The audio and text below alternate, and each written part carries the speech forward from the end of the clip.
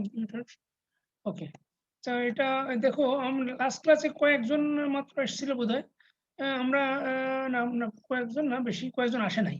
যারা আসো নাই তাদের জন্য একটু কঠিন হবে আজকে যদি পড়ে না থাকো। আমরা বলেছিলাম দুইটা জিনিস, একটা সার্কিটকে কতটা ইজিলি কন্ট্রোল করা যায় তার নাম না, কতটা ইজিলি কন্ট্রোল করা যায় সেটা না, কতটা ডিফিকাল্ট কন্ট্রোল করার জন্য তাকে বলে কন্ট্রোলেবিলিটি। আর কতটা ডিফিকাল্ট আউটপুটটা অবজার্ভ করার জন্য সেটা হলো অবজারভেবিলিটি। কারণ আমরা কন্ট্রোল করি ইনপুট থেকে আর আউটপুট থেকে আমরা অবজার্ভ করি। এইটার কতটা ডিফিকাল্ট সেটা মেজার করে হলো এই একটা ফর্মুলা আছে আমাদের। তা আমরা লাস্ট ক্লাসে কন্ট্রোলেবিলিটিটা পড়ে ফেলেছিলাম, আমাদের অবজারভেবিলিটিটা লাগবে। এটা পরে আমি এই যে কিছুটা জাম্প করে গেছি, কারণ কন্ট্রোলেবিলিটিটা পুরোপুরি না বুঝলে অবজারভেবিলিটিটা করা যায় না, কারণ অবজারভেবিলিটির ফর্মুলার ভিতরে কন্ট্রোলেবিলিটি আছে। এই জন্য আমরা কন্ট্রোলেবিলিটিটা ভালো করে লাস্ট ক্লাসে পড়েছিলাম এবং এই যে এক্সাম্পল এটা বের করেছিলাম। হ্যাঁ, এটা লিখলাম যে চলে গেল কোথায়? ও না, এখানে। তাহলে এই যে এখানে আমরা করেছিলাম এই সার্কিটে, এবং কন্ট্রোলেবিলিটি সবসময় স্টার্ট করা হয় হলো ইনপুট থেকে। প্রাইমারি ইনপুটের 0 আর 1 দুটারই কন্ট্রোলেবিলিটি হলো 1। তার মানে এটা তুমি যেহেতু এটা প্রাইমারি ইনপুট, তুমি 0 দিতে পারো, 0 অথবা 1ও দিতে পারো। এটা কন্ট্রোল, তার মানে এটার কন্ট্রোলেবিলিটি হবে 1 দেখো প্রতিটা ব্রাঞ্চে 1 তারপরে এর যখনই কোনো গেটের সামনে যাবে তখন তার কন্ট্রোলেবিলিটিটা এটা ডিপেন্ড করবে তার আগের তার ইনপুটের কন্ট্রোলেবিলিটির উপরে ডিপেন্ড করবে। আমরা এটা অলরেডি করেছি লাস্ট ক্লাসে। যেমন এইটা আমরা এটা কি জানি বলে, এটাকে নর না এক্সঅর গেট। এই যে এক্সঅর গেটে আমরা কন্ট্রোলেবিলিটি বের করেছিলাম। এটা হলো 3 হয়েছিল। এই যে আমাদের এখানে 3, এই যে CC0N1, এই N1 এর মাথায় আমরা এই যে কম্বিনেশনাল কন্ট্রোলেবিলিটি ফর 0 আর কম্বিনেশনাল কন্ট্রোলেবিলিটি ফর 1, এই দুটাই আমাদের 3 হয়েছিল। তারপরে যখন আবার আমরা N3 তে গেলাম, এই যে এই পয়েন্টে আমরা এই পয়েন্টে যখন গেছি,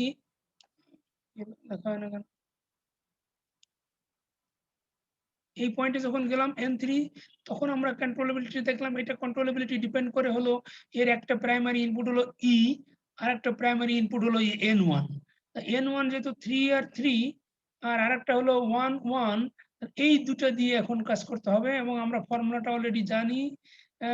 সেটা দিয়ে আমরা এই যে কোন পয়েন্ট, এটা N3 কোথায়? N3, এই যে N3, এটা N3 আমরা N3 তে বের করেছিলাম। এটা 5 আর 2 হয়েছে।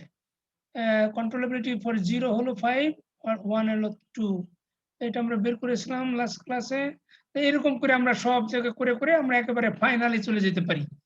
আউটপুটে একবার N4 পর্যন্ত আমরা কন্ট্রোলেবিলিটিটা বের করতে পারি N4 পয়েন্টে।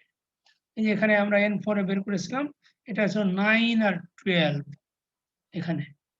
এটা হলো 9, 1 এর জন্য না 0 এর জন্য 9 আর একটা হলো 2।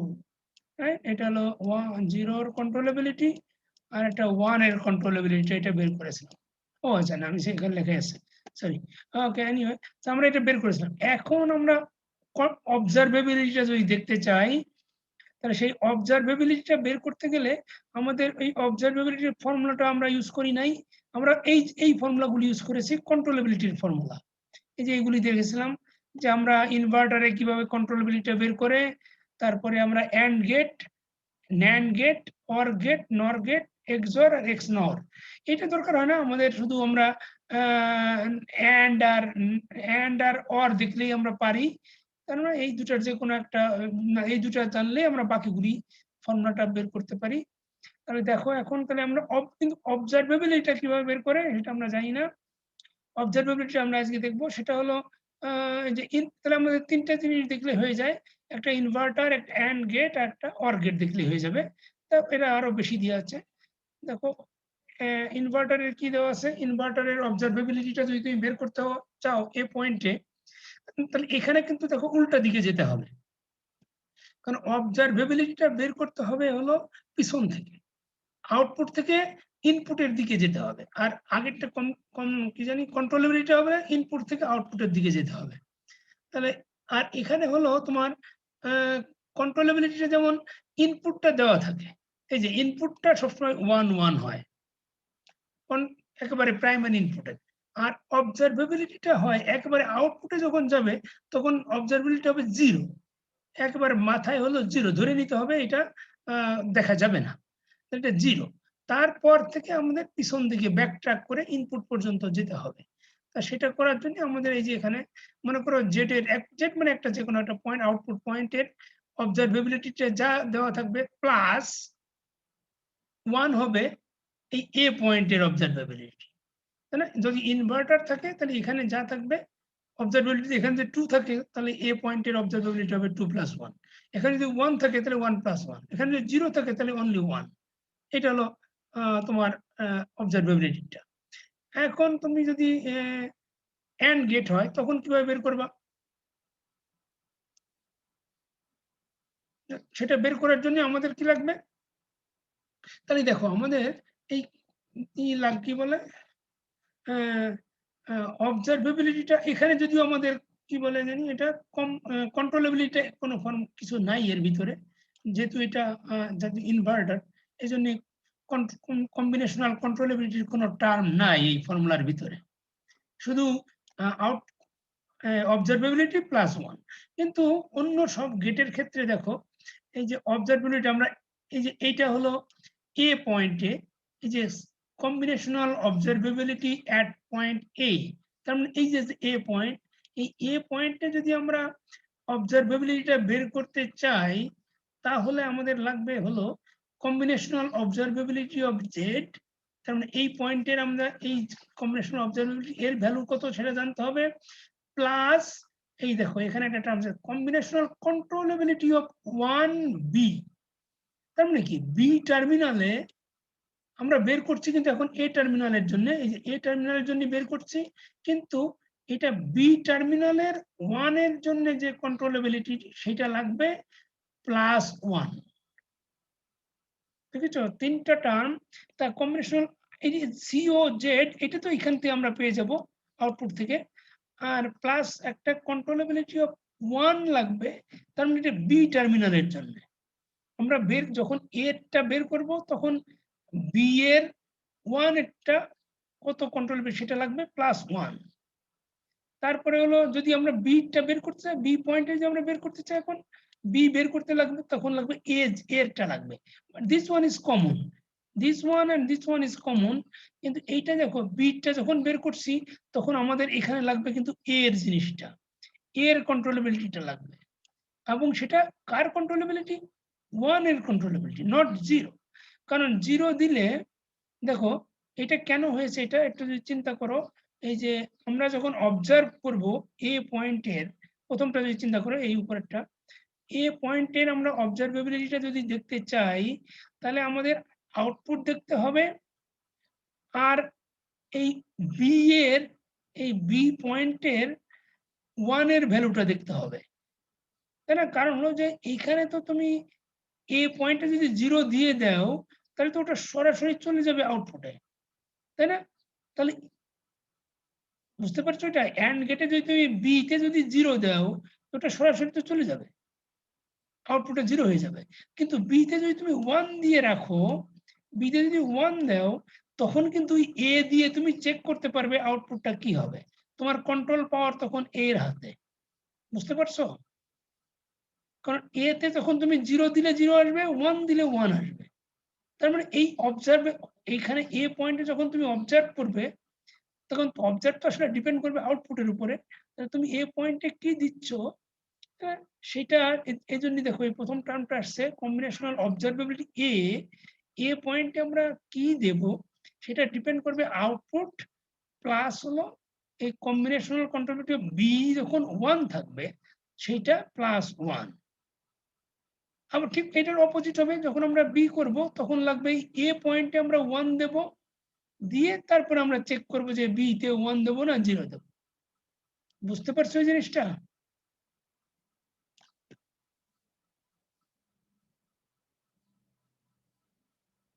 Any question?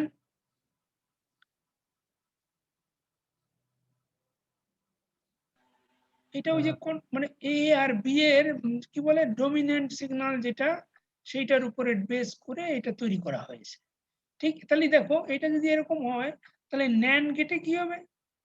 ন্যান্ড গেটে তুমি জানো আমরা অ্যান্ড গেটে যা হয়, ন্যান্ড গেটে তো ঠিক একইভাবেই তো কন্ট্রোল করতে হয়, শুধু আউটপুটটা যেখানে যা আসার কথা সেটা উল্টা আসবে। Otherwise everything is same. কারণ এ তে যখন তুমি বের করবে তখন বি তে 0 দিলে যেমন হবে না, বি তে 0 দিলে সরাসরি আউটপুট ফিক্স হয়ে যাবে, এ দিয়ে তুমি কন্ট্রোল করতে পারবে না অ্যান্ড গেটে। ঠিক একইভাবে ন্যান্ড গেটেও তাই হবে, শুধু অ্যান্ড গেটে যেখানে 0 হচ্ছিল, ন্যান্ড গেটে সেখানে 1 হবে। তাহলে দেখো এখানে এই formula exactly same, NAND gate আর অ্যান্ড গেটের এক্স্যাক্টলি সেম। দেখো C O a is equal to C O Z plus C C one B plus 1, এটা সিও বি যখন C O Z plus C C one A, কোনো ডিফারেন্স নাই, এক্স্যাক্টলি সেম। হ্যালো হ্যাঁ বলো, sir, বলো। এইখানে অ্যান্ড গেটের সময় আমি CC1 অফ বি নিচ্ছি এই কারণে না যে আমি যদি CC 0 নেই, কারণ বিতে 0 দিলে তবে 0ই হয়ে যাচ্ছে। হ্যাঁ সেটাই তো বললাম আমি, জি ওইটাতে। স্যার, তাহলে হুম বলো। জি স্যার, তাহলে ন্যান্ডের ক্ষেত্রেও, ও আচ্ছা ন্যান্ডের ক্ষেত্রে সরি, আমি এটা অর ভাবতেছিলাম স্যার। না না ন্যান্ডের ক্ষেত্রে একই হবে, কারণ তুমি শুধু জি আউটপুটটা স্যার। 0 আর 1 হবে, কিন্তু একটা জিনিস হলো কম্বিনেশনাল অবজারভেবিলিটি, তুমি যখন বের করবে তখন ওটা 0 আর 1 বলে কিছু নাই, কিন্তু কন্ট্রোলেবিলিটি আবার 0 আর 1 ছিল, কিন্তু এখানে 0 আর 1 কিছু নাই, এই জন্য এটা দুটাই সেম হবে। AND G gate sir. NAND gate দুটাই সেম জিনিস। ঠিক ওয়ার গেটেও তাই হবে একই রকম ভাবে, ওয়ার গেট আর নর গেটও সেম হবে, দুটাই সেম থিং, দুটাই সেম জিনিস। দেখো ওয়ার গেটে তাহলে কি হবে, তোমরা অলরেডি অ্যান্ড গেট থেকে বুঝতে পেরেছো, ওয়ার গেটে যেহেতু একটাতে 1 দিলেই আউটপুট 1 হয়ে যায়, তাহলে সেই 1 দিয়ে কন্ট্রোল করা যাবে না, তাই না? তাহলে অন্যটাতে কি দিতে হবে? তুমি যদি এ বের করতে চাও তাহলে বির কি লাগবে তোমার বলো তো? 0। 0 লাগবে, এটা দেখো তাই লেখা আছে এখানে। সিও এ যদি বের করতে চাও তাহলে সিও জেড তো থাকবেই, প্লাস সিসি 0 বি, তার মানে বি তে তোমার 0 দিতে হবে, আর এভরিথিং সেম। হ্যাঁ এটাও যা এটাও তাই। আর যদি বি তে দেখতে চাও তাহলে এ তে 0 দিতে হবে, অল সেম। সিও জেডটা কিভাবে পাবো? কোনটা 0? এটা যদি তুমি 0 দিয়ে দাও, বি তে যদি না তুমি স্যার, 0, সিও জেডটা কিভাবে পাবো? হ্যাঁ সিও জেড, না সিও জেড তো দেওয়া থাকবে। ধরো তুমি যদি এটা যদি প্রাইমারি আউটপুট হয় তাহলে তো 0 এর ভ্যালু, আর যদি ইন্টারনাল হয়, যদি এটা বড় একটা সার্কিট হয়, মনে করো এই সার্কিটের এই যে আউটপুট N4, তাহলে এই পয়েন্টের আউটপুট, জি স্যার। এই পয়েন্টে কিন্তু সবসময় 0, অবজারভেবিলিটি হলো 0। তাহলে এর ইনপুটে তুমি এই পয়েন্টে যদি তুমি অবজারভেবিলিটি বের করতে চাও, এই N2 এর এই টার্মিনাল যদি অবজারভেবিলিটি বের করতে চাও, তাহলে একটা বেরোবে কিছু একটা, তখন কিন্তু আর 0 না, তখন এই ন্যান্ড গেটের আউটপুট এখানে কিন্তু 0 না, কিন্তু এই একেবারে ফাইনাল আউটপুটটা হবে 0। যেমন এখানে যদি কিছু না দেওয়া থাকে, যেমন শুধু যদি এই সার্কিটে করতে চাও, তখন কিন্তু এই যে সিও জেডটা 0, এই সব 0 ভ্যালু। এই যে এখানে আমাদের ফর্মুলা যে লাস্ট ক্লাসে বলে, এই যে এখানে বলে দেওয়া আছে, এই দেখো কোন একটা সার্কিটের এই যে অবজারভেবিলিটিটা একবারে ফাইনাল আউটপুটের সময় 0 হয়, আর ইনপুটের সময় সবসময় 0 এবং 1 যেটাই হবে না কেন সেটা 1 হয় সবসময়, বুঝছো? প্রাইমারি ইনপুটে 1 আর 1 হলো সিসি 0 সিসি 1, আর প্রাইমারি আউটপুটে সবসময় 0, অবজারভেবিলিটিটা 0 হবে। আমরা একটু পরে করবো, তখন দেখবো স্যার এগুলো। তাহলে তো সবগুলা স্যার 2 আসে, 1+1 2, কারণ সিও জেড হচ্ছে 0 আর CC1 তো 1, তাহলে স্যার 1+1 সবসময় না তো 2 এখানে আসবে। এখানে 2 আসবে, কিন্তু এখন এইটা তাহলে এই অ্যান্ড গেটে যদি 2 আসে, তাহলে তুমি এই দেখো, এখন তুমি বড় সার্কিটে যদি যাও, মনে করো এখানে আচ্ছা, তাহলে অর গেটেও তো মনে করো 2 আসবে, তাই না? ধরলাম আমরা, তাহলে এই যে এই অর গেটে দেখেছো এটা, এই যে D3 যেটা, এখানে যদি 2, এই এর মাথায় এখানে যদি 2 আসে, তাহলে এই মাথায় যদি 2 আসে, তাহলে এর আগের মাথায় তো 2 আসবে না, এখানে তো 2 আসবে না, এখানে বাড়বে না তখন। মনে করো এখানে 0, এই যে এখানে দেখতে পাচ্ছ, আমি যদি এখানে 0 বলি, এখানে 0, এই যে N4 যেটা, N4 যদি 0 হয়, তাহলে তো এর আগের মাথায় তো আর 0 হবে না, চেঞ্জ হয়ে যাবে না? বুঝতে জি পারছো স্যার। না? আচ্ছা আমরা স্যার করবো একটু পরে কথাটা করবো, বুঝতে পারছি। হ্যাঁ একটু পরে করবো, তখন দেখো আমরা করবো এখনই।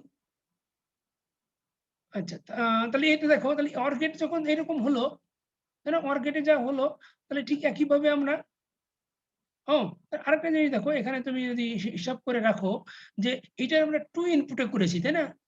যদি 3 ইনপুট হতো তাহলে কি হতো বলতো? এই উপরে আমরা অর গেটের কথা চিন্তা করি, মনে করো এখানে আমি যদি আরেকটা ইনপুট বাড়াই দিতাম, এটা মনে করো একটা সি ইনপুট আছে, এবিসি, তাহলে এখানে কত হতো? সি ও এ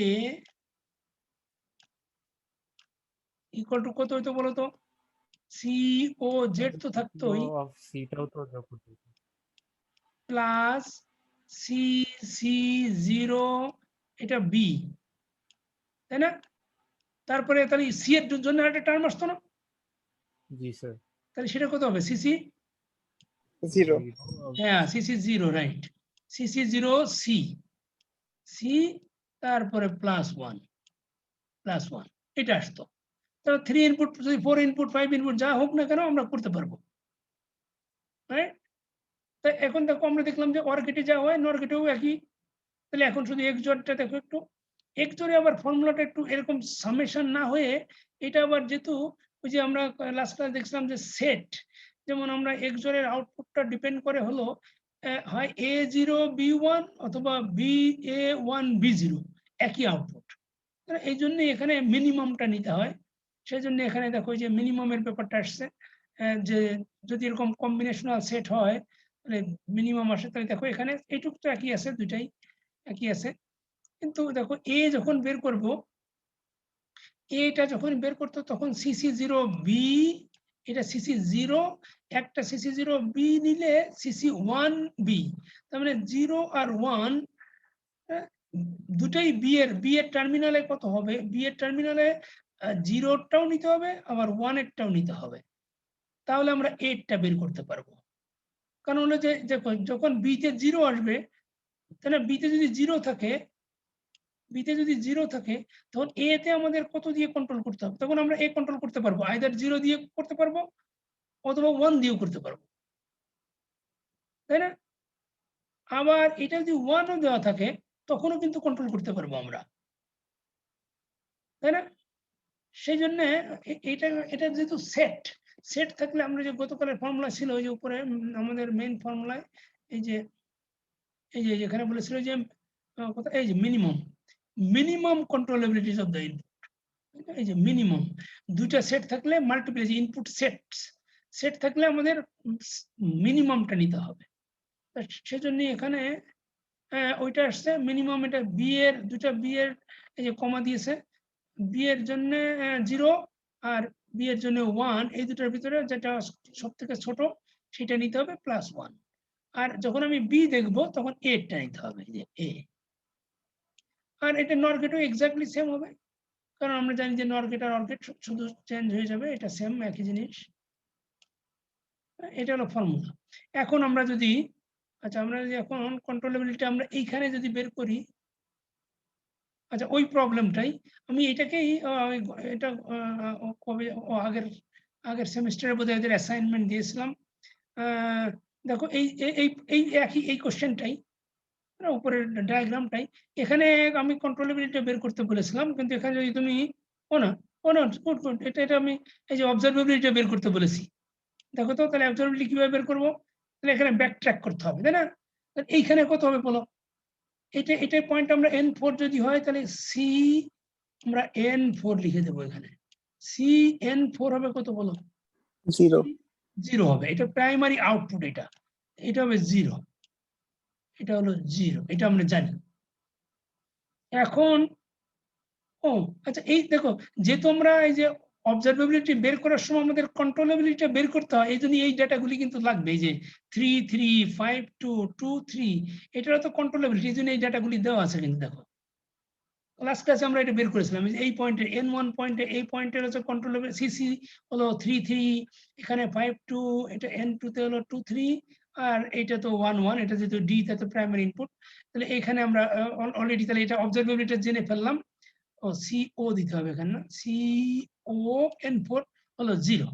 এখন আমি যদি এখন আমরা দেখো বিভিন্ন ভাবে বের করতে পারি। এখানে আমরা n2 তে বের করতে পারি, n3 তে আমরা এক এক করে পিছন দিকে যাব। তো আমরা এখন n2 তে যদি বের করি, মনে করো আমরা ওখানে লিখি C0 n2 তে বের করব আমরা n2 n2 আর n3 কিন্তু এক হবে না। দেখো n2 আর n3 কি এক হবে? না, হতেও পারে, আমার কিন্তু না হওয়ার সম্ভাবনা বেশি। n2 তে বের করছি আমরা। n2 যদি আমরা বের করি তাহলে আমাদের কি হবে বলো? ফর্মুলাটা এটা হলো 3 ইনপুট OR গেট। OR গেটে তাহলে আমাদের কি লাগবে? প্রথমে আমাদের ফর্মুলা হলো CON4 n4, এটা আমরা জানি n4 এটা ইজ ইকুয়াল টু 0 প্লাস আমাদের কি নিতে হবে? এটা যেহেতু OR গেট, OR গেটে কি নিতে হবে? CC0 of N3 CC0 দিতে হবে। CC0 তাহলে আমরা বের করব কোনটাতে? এইটাতে বের করব না, n2 তে বের করছি আমরা। তাহলে স্যার? এইটা বাকি রেখে বাকি দুটাতে 0 দিতে হবে, তাই না? তাহলে জি, n স্যার। একটা হলো n3 আর একটা হলো d। আচ্ছা, এটা d দিয়ে দিলাম আমরা। CC0d plus CC0n3 n3 plus 1। বুঝছো সবাই? এটা আমরা যেহেতু এই ব্রাঞ্চে বের করব, এই জন্য এই ব্রাঞ্চের সিসি লাগবে না, কিন্তু এই যে এই 2 3 লাগবে না, লাগবে হলো n3 আর হলো এই ডি। এই দুটো তো ইনপুট, প্রাইমারি ইনপুট। এবার এটার ক্ষেত্রে রাইট, এনি কনফিউশন আছে এই কারণ? নাই। তাহলে এটা এখন আমরা এটার ভ্যালু জানি, প্রথমটা 0। ওকে, এটা ভ্যালু 0। তারপরে সিসি 0d, এই যে সিসি 0d কত হবে দেখো? প্রথমটা হলো 0 এর জন্য, পরেরটা 1 এর জন্য, এটা 1। মানে এই যে দুটো ভ্যালু দেওয়া থাকে এখানে প্রাইমারি ইনপুটে, তার প্রথমটা 0, পরেরটা 1। আর সব প্রথমটা আর এই দুটাই যেহেতু 1ই ভ্যালু সবসময়, অতএব আগে পিছনে কিছু যায় আসে না। প্লাস এটা CC0n3 কত দেখো? এই যে CC0n3 কত হবে? 5 না? 5। প্রথমটা হলো 0 এর জন্য, তাহলে এটা হলো 5 প্লাস 1, ফর্মুলার 1। তাহলে কত হলো আমাদের? 7 পেয়ে গেলাম।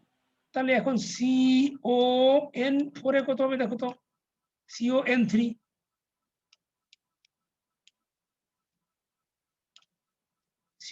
আমরা একবারে বসাই দেবো। CON3 প্রথমে হবে 0, তারপরে CO কি লাগবে? এটা n3 তে। না, এটা করি, মানে সব পরে আবার ভুলে যাবে তোমরা।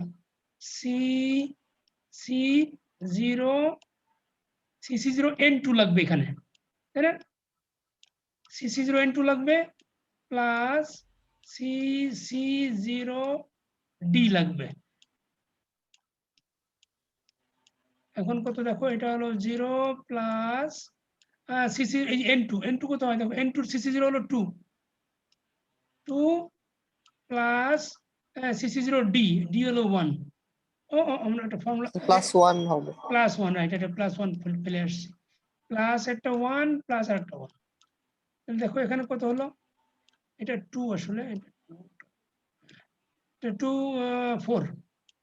তাহলে দেখো এই যে n পয়েন্টে আমরা কি পেলাম? এখন n3 পয়েন্টে CO পেলাম আমরা 4।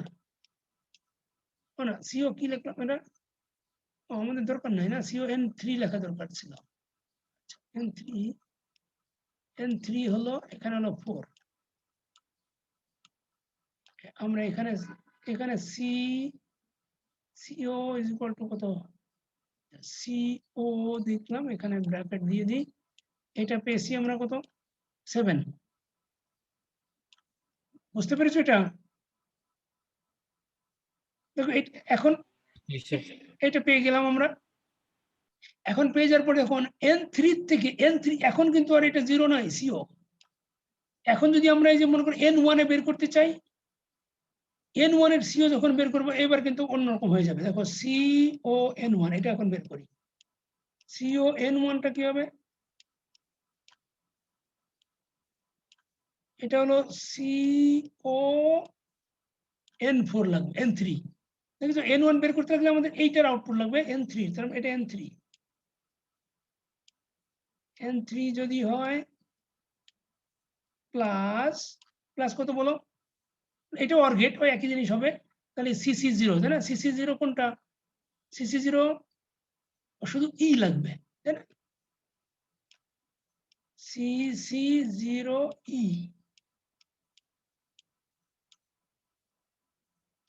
ই প্লাস 1 কত হবে এটা, এটা অলরেডি আমরা জানি, সিসি সিও এন 3 হলো আমরা 4 জানি, এটা 4, এখন দেখো আর 0 নাই, 4 প্লাস এটা কত জানি, সিসি জিরো ই পয়েন্টে হলো, ই পয়েন্টে যে 1 প্লাস 1 ইজ ইকুয়াল টু 5, তাহলে দেখো এই পয়েন্টে n1 পয়েন্টে আমাদের কত হলো c0, স্যার 6 c0 হবে। 6 হবে, আচ্ছা 6, হ্যাঁ 6 হবে, গুড, হ্যাঁ থ্যাংক ইউ। দেখতে পেলে কেমন করে বের করলাম, তারপরে এখন আবার আর একটু ব্যাক যাই, একেবারে এ পয়েন্টে চলে যাই আমরা, তাহলে কেমন হবে দেখো, আসলে উপরে করি, এই যে এই এ আর বি পয়েন্ট এই দুটো করে আমরা শেষ করব, তাহলে বাকিটা তোমরা করতে পারবে। দেখো সি আমরা বি তে করি, না না বি তে আবার কেমন হবে, বি তে দুইটা আসছে নাকি, বি তে তো এরকম একটা কনফিউশনের মতো হয়ে যাবে নাকি, দেখি তো কিভাবে করে, এটা তো দুটো ব্রাঞ্চ,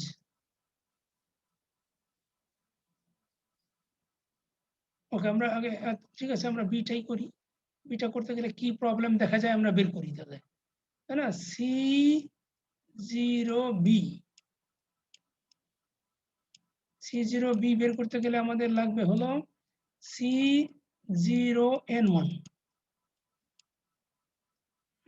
C0 N1 প্লাস আর কি লাগবে, মানে A লাগবে তাই না, সি এটা না এটা মিনিমাম লাগবে, তাহলে আর কোনো প্রবলেম নাই, আমাদের মিনিমাম যত ইচ্ছা হতে পারে তাই না, এটা মিনিমাম লাগবে না, এটা এই যে এক্স, না না তাহলে আমরা কোন পয়েন্ট হয়ে যাবে, এই পয়েন্টে আমরা বের করতে পারবো অবজারভেবিলিটি, না তাহলে দেখি আগে আমরা এই পয়েন্টে যদি বের করি তাহলে মিনিমাম, দেখো মিনিমাম হবে, মিনিমাম কি কি কার কার লাগবে, মিনিমাম হবে এর, যেহেতু বি বের করছি তাহলে এ পয়েন্টের, দেখো এ পয়েন্টের 0 0, যে এ পয়েন্ট আমরা এ বের করি তাহলে বি পয়েন্টের 0 আর 1 দুটেই লাগে, তাহলে আমরা এখন যেটা বের করবো তার আরেকটা 0 আর 1 দুটেই লাগবে, মিনিমাম অফ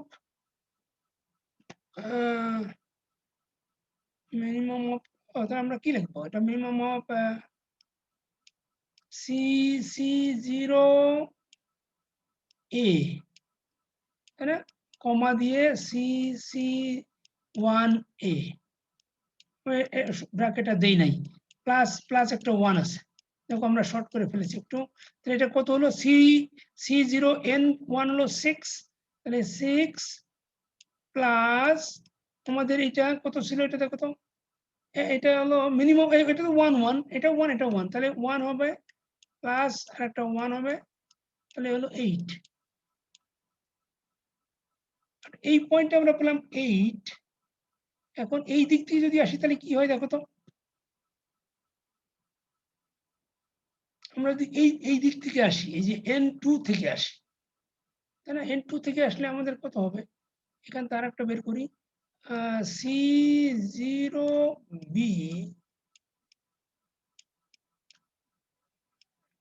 বি যদি বের করি তাহলে এইখান থেকে আসবো আমরা, এই ব্রাঞ্চ থেকে যদি আসি তাহলে আমাদের এইটা C0 হবে, এটা C0N2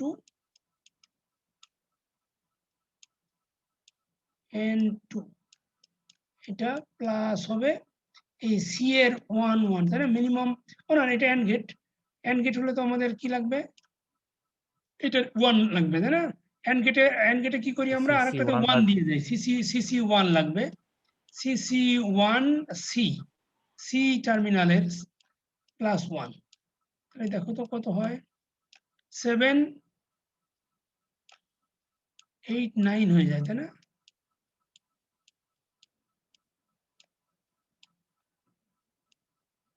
9 হয়ে যায়, এই পদ্ধতি যদি আমরা আসি এখানে 9 হয় আর এখান দিয়ে আসলে হয় 8, তাহলে এখন এটা একটা কনফিউশন, তারপর অবজারভেবিলিটিটা এটা কোনটা কনসিডার করতে হবে, তাহলে এই দুইটা ভ্যালু আসলে মানে এই মাথায় হলো এটা যেহেতু আমরা বেশিটা আমরা দেখো আমরা এটা সম্ভবত এটা যারা আমি আর মেক শিওর করব যে কোনটা নিতে হবে, বাট জেনারেল নলেজে বলে যে বেশিটাই নিতে হবে। কারণ হলো যে তুমি বেশিটা যদি নাও তাহলে তোমার যদি কম হয় দ্যাট ইজ অল রাইট, কিন্তু তুমি যদি কম নাও তারপর যদি প্রবলেমটা বেশি হার্ড হয়, ডিফিকাল্টি, তখন তোমার প্রবলেম হবে। অতএব তোমার এটাই কনসিডার করা উচিত, রাইট? কতটা ডিফিকাল্টি আমরা সবসময় ডিজাইন করার সময়, আমরা ক্যালকুলেশন করার সময় আমরা সবসময় হার্ডটাই নেই।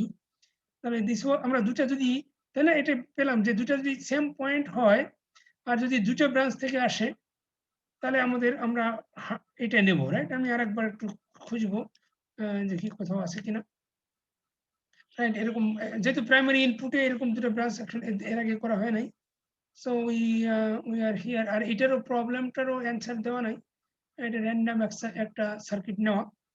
So actually this is the way. বুঝতে পেরেছো তোমরা? কোনো কোশ্চেন আছে বলো?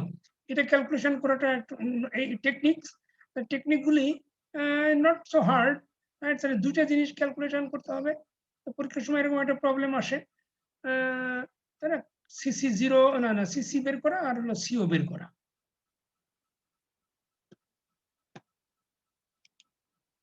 বুঝতে পেরেছো সবাই? তার মানে স্যার আমরা অবজার্ভে যদি বের করতে চাই ও, তাহলে তো কন্ট্রোলেবিলিটি বের করতে হবে সবগুলো। হ্যাঁ, কন্ট্রোলেবিলিটি আগে বের করতেই হবে, রাইট? আর যদি কন্ট্রোলেবিলিটিটা যদি বের করতে হয় তাহলে তো তোমার আর বাকিটা করতে হলো না। আচ্ছা আচ্ছা।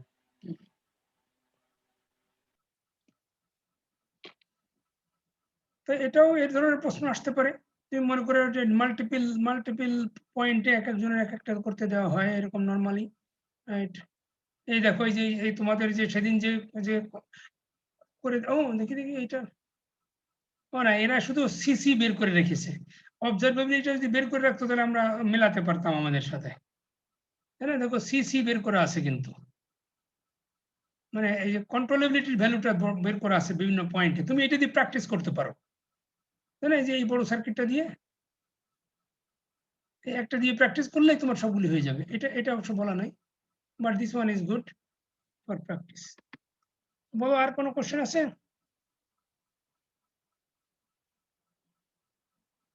Any question? তাহলে আমরা আজকে এই দেখাতে চেয়েছিলাম কিন্তু খুব একটা টাইম নেই, আচ্ছা অল্প একটু দেখাই। এটা আচ্ছা, নতুন সার্কিট হলো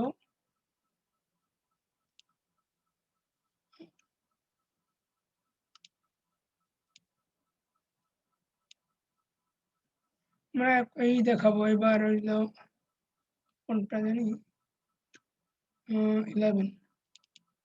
আমরা এবার ওই যে সিকুয়েন্সিয়াল সার্কিটটা কিভাবে টেস্ট করতে হয় সেটা একটু দেখি।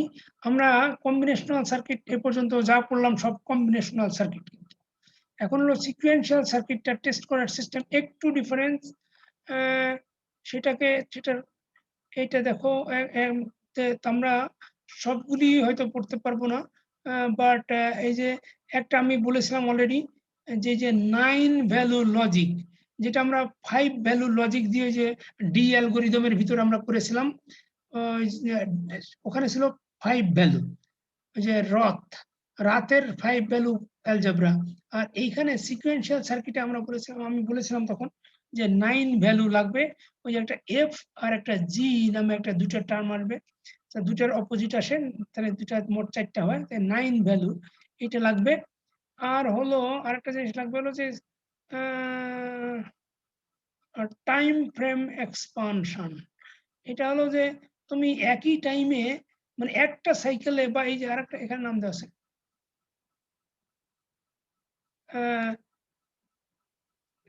একই কি বলে একটা ভেক্টর দিয়ে তুমি করতে পারবে না। এই দুটা ইম্পর্টেন্ট জিনিস, তো আমরা সেটা দেখবো এখন। এখানে কিছু কথাবার্তা বলা আছে, কিন্তু আমরা সার্কিটটা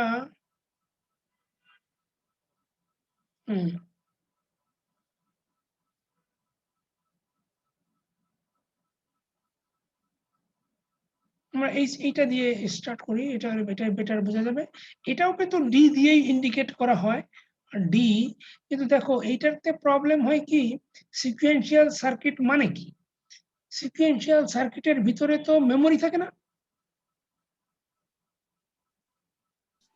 জি স্যার। সিকোয়েন্সিয়াল সার্কিটটা সে তার আগে কি ভ্যালু ছিল মেমোরি, সেটা মেমোরিতে রেখে দেয়।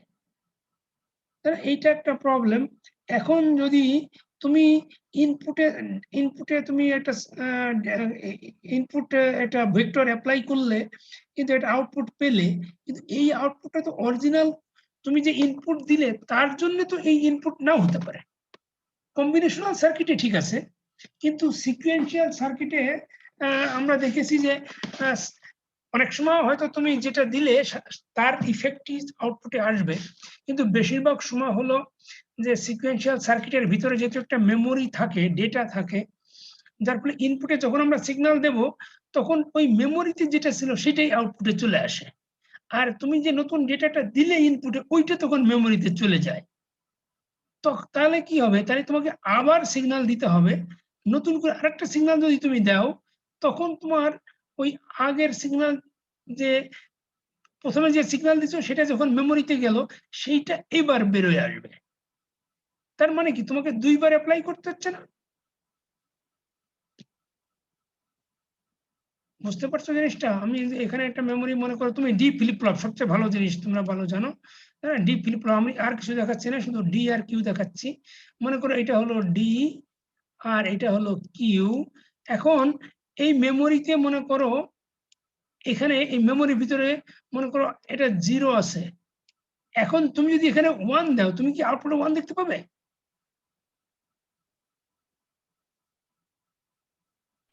না, আউটপুটে তো দেওয়া হয় না। মনে করো তুমি ইনপুটে দিয়ে এখানে একটা ক্লক আছে, ক্লক দিতে হয় না? এখানে হলো ক্লক। ক্লকে যখন তুমি পালস দেবে তখন তখন কি কি চলে আসবে? এই 1 কি আউটপুটে আসে, নাকি আগের যে মেমোরিতে ছিল যেটা 0টা আউটপুটে আসবে আর এই 1টা তখন ভিতরে যাবে, এরকম না? জি স্যার। তার মানে এই 1টা যদি তুমি আউটপুটে দেখতে চাও, তাহলে তোমাকে কয়টা ক্লক দিতে হবে? দুইবার দিতে হবে না ক্লক?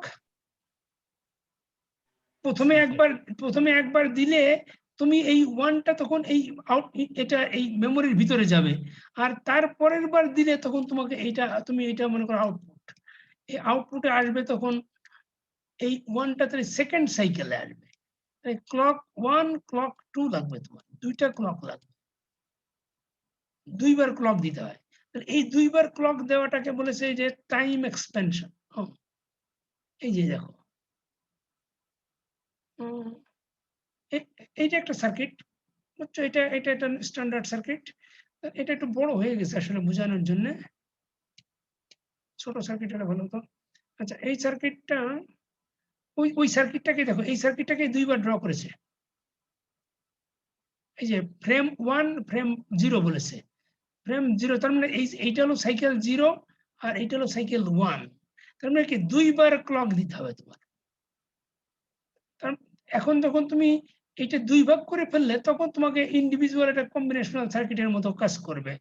তার মানে এই যে ফ্লিপ ফ্লপ যেটা আছে, এই যে মেমোরি, এইটাকে এটা ফ্লিপ ফ্লপ মেমোরিতে তো আছেই ওর ভিতরে, কিন্তু তোমার মেইন যে সার্কিটটা, এটাকে যে দুইটা ফ্রেমের মতো কাজ করতে হবে। তার মানে প্রথমে একবার একটা সিগন্যাল দিতে হবে, তারপর আরেকবার। দেখো এই যে সিগন্যালগুলি কি দিতে হয়, একটা হলো দেখো যে an1 - 1 আর bn-1। তার মানে কি a0, এটা যদি তুমি a0 b0 বলো, তাহলে এইটা হয়ে যাবে দেখো a1 b1।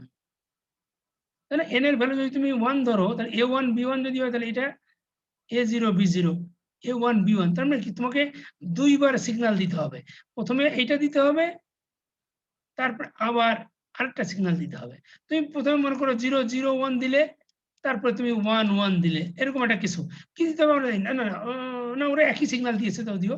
দেখো 1 1 1 1ই দিয়েছে, তাও হতে পারে যে প্রথমে 1 1 দিলে পরে 1 1, প্রথমে 0 1 পরেরটাও 0 1 হতে পারে, ডিফারেন্টও হতে পারে।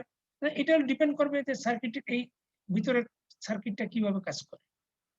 তার মানে কি তোমাকে দুইটা সাইকেল দেখাতে হবে, এটাকে বলে যে time frame expansion. Time prime এক্সপানশনও বলতে পারি, অথবা তুমি এই যে ডাবল ভেক্টর, তার মানেই তো তাই। তার মানে তুমি আমরা এত এই যে এ পর্যন্ত কম্বিনেশনাল সার্কিটে আমরা পড়ে আসলাম যে এই যে মনে করো যদি তোমার দুটা ইনপুট থাকে, এ আর বি যদি ইনপুট থাকে, তাহলে তুমি এ তে 1 বি তে 0, বাস একবার দিলে হয়ে গেল।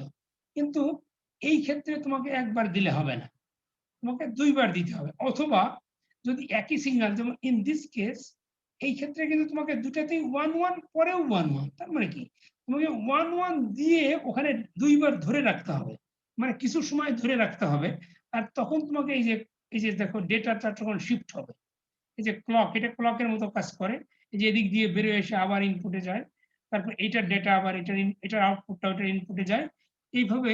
তার মানে হয় একই, যদি সেম ডেটা হয় তাহলে একই ডেটা দিয়ে কিছুক্ষণ রেখে দিতে হবে, আর যদি ডিফারেন্ট ডেটা হয় তাহলে দুইবার অ্যাপ্লাই করতে হবে।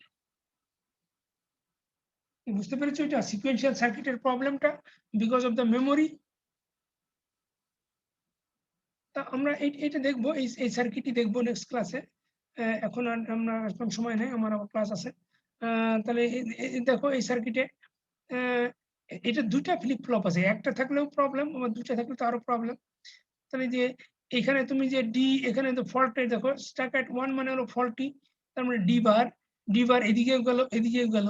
এখন ডি বার তো এখানে ঠিক আছে, এখন এইখানে ডি বার আসবে কি আসবে না, দেখো এইখানে তুমি ডি বার আসবে না কি আসবে, সেটা কি শুধু সেটা সেটা এইটার উপর ডিপেন্ড করবে না, এই ডি এই যে এই টার্মিনালের উপরে, মানে উপরের ব্রাঞ্চের উপরে। আর উপরের ব্রাঞ্চে কি আসবে দেখো, সেটা কিন্তু ডিপেন্ড করবে এই ফ্লিপ ফ্লপের আউটপুটের উপরে। তার মানে কি ফ্লিপ ফ্লপের মেমোরিতে যে ডেটা ছিল সেইটা চলে আসবে কিন্তু এখানে। তার মানে কি মেমোরিটাকে আগে রিসেট করতে হবে তোমার, এই মেমোরিটাকে প্রথমে রিসেট করে তখন তুমি জানতে পারবে যে এখানে কি আসবে। আদারওয়াইজ ইউ ডোন্ট নো, তাহলে তোমাকে এক্স দিতে হবে এখানে, রাইট? তো এখন না জেনেও করা যায়, ওই যে এক্স দিয়ে আমরা যে 9 ভ্যালু যেটা শিখেছি, ওইটা দিয়ে আমরা নেক্সট ক্লাসে করবো। আজকে এ পর্যন্ত রাখছি।